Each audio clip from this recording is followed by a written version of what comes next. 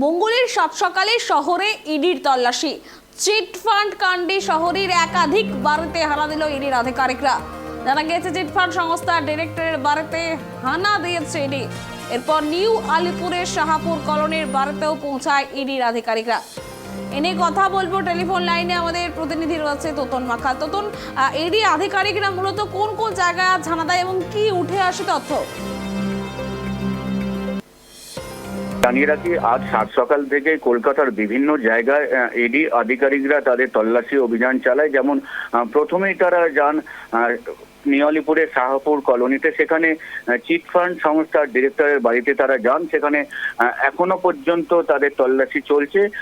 পাশাপাশি জোকা, যেখানে কলকাতার একদম শেষ প্রান্ত জোকায় একটি হোটেল, সেখানে শুটিং এর জন্য ভাড়া দেওয়া হয় এবং বিভিন্ন বড় বড় অনুষ্ঠানের জন্য ভাড়া দেওয়া হয়।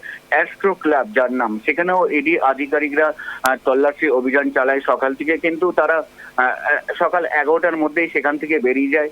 যেহেতু একেবারে গেটের বাইরে আমরা ছিলাম, কি নথি সংগ্রহ করেছে সেটি এখনো পর্যন্ত জানা যায়নি। কিন্তু নিউ আলিপুরের শাহাপুর কলোনি যেটি রয়েছে, সেখানে চিটফান্ডের ডিরেক্টরের বাড়িতে তল্লাশি অভিযান এখনো পর্যন্ত তারা চালাচ্ছে।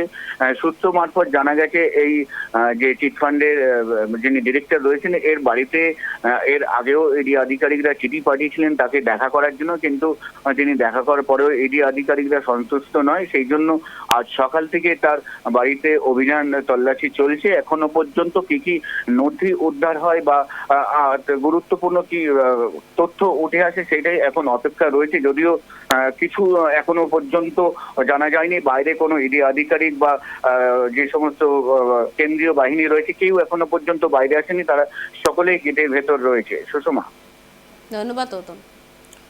যেমনটা জানাচ্ছিলাম, মঙ্গলের সাত সকালে শহরে ইডির তল্লাশি। চিটফান্ড কাণ্ডে শহরের একাধিক বাড়িতে হানা দিল ইডির আধিকারিকরা। জানা গেছে চিটফান্ড সংস্থার ডিরেক্টরের বাড়িতে হানা দিয়েছে ইডি। এরপর নিউ আলিপুরের শাহপুর কলোনির বাড়িতেও পৌঁছয় ইডির আধিকারিকরা।